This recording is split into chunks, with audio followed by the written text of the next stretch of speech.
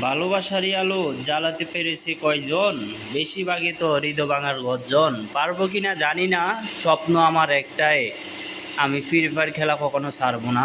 Free fire মেরা আবেগে। আর free fire গেমটারে কে কে ভালোবাসো অবশ্যই কমেন্টে জানিয়ে যাবা। ফ্রি ফায়ার মেরা আবেগ।